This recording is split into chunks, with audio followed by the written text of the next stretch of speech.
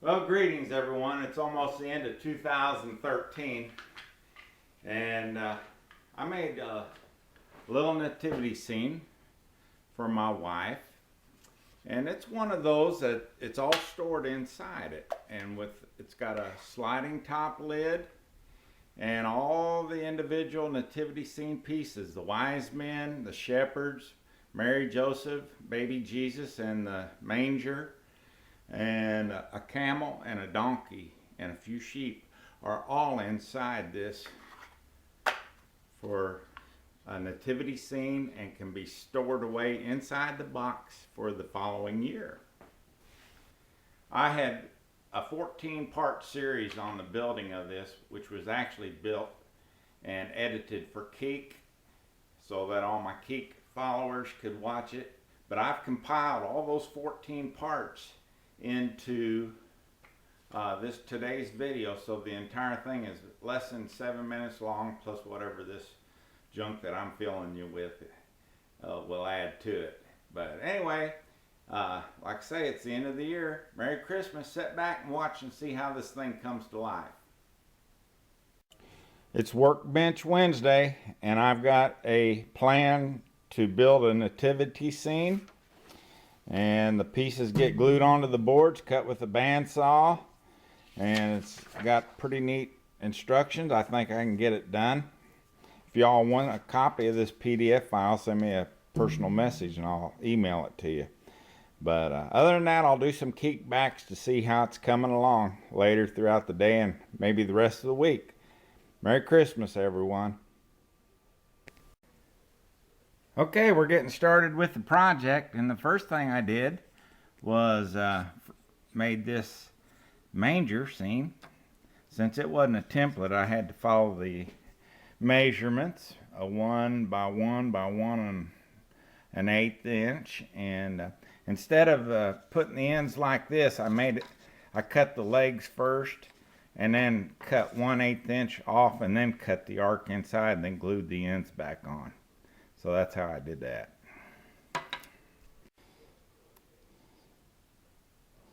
Okay, after I got the manger built, now I'm cutting out all of these little templates for my nativity scene figures, and I'm going to glue them on my little 3/8 inch boards that I resawn, and let them dry for just a minute or two, and then I'll cut them out on the bandsaw. And I'll do that to all of them, and when I get done with all of them, I'll show you what they all look like. Okay, I'm at a little standstill because I've got one of these bits with the ball bearing on it, so that I can go down in here to a depth and then cut a rabbet all the way around. But the thing is, with this bit, it is so long that it would actually go outside the border when I finish cutting the outline of this manger. So I need to go to the store and find a bit that I can cut a rabbet down here in this edge, a 1/4 inch deep. Well, I'm at a standstill, as you know from that. I need a dado blade for my router to cut a dado, and so I went back to working on the little figures here. So as you can tell, I've got this all done, and I haven't decided yet if I'm going to stain it or paint them. Sort of the pictures show the sheep is white, the camel and the donkey's brown, and maybe a lighter color on the people. I've searched high and low and couldn't find one of these type of bits that were smaller with the ball bearing in this. So this thing would normally cut a 1/2 inch deep, which is going to go outside that solid black line, but I need it to be in line with that. So I just built an interior temporary housing to make it appear that this thing is wider than what it actually is, so when the ball bearing rides on the inner wall, it will cut right on this dotted line all the way around the top.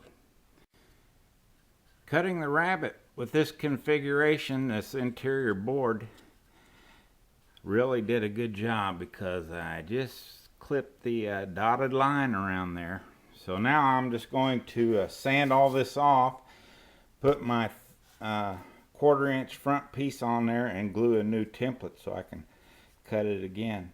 And that will leave a little slot for a door to slide in there. It's day 2 of the building of the nativity scene, and I'm just about on the final leg. As you can see, there's the dado.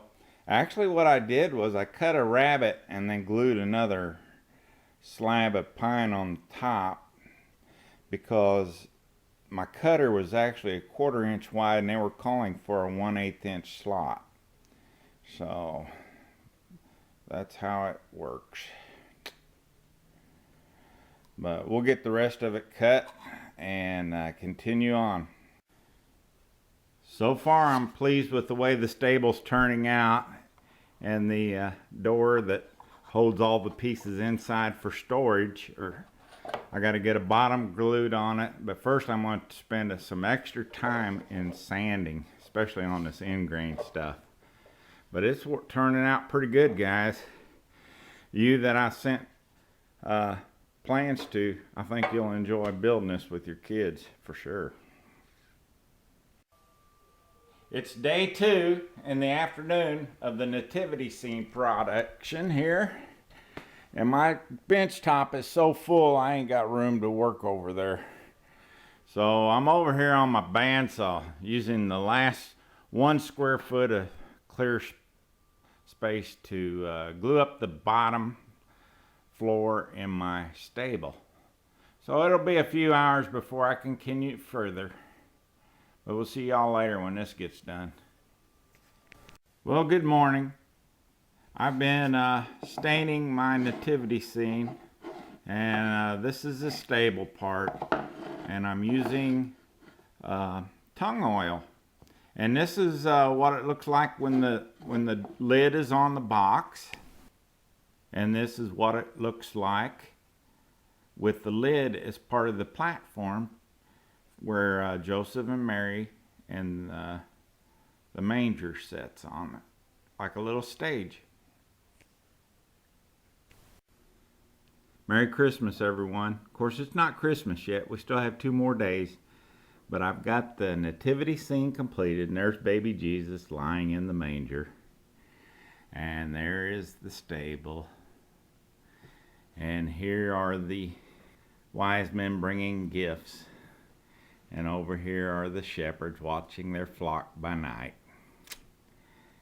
And that was a pretty neat little project. I probably got three full days in it. So Derek, you asked if all the pieces would fit inside the box, and we're going to speed up the time here, but I'm going to show you just exactly how it's done.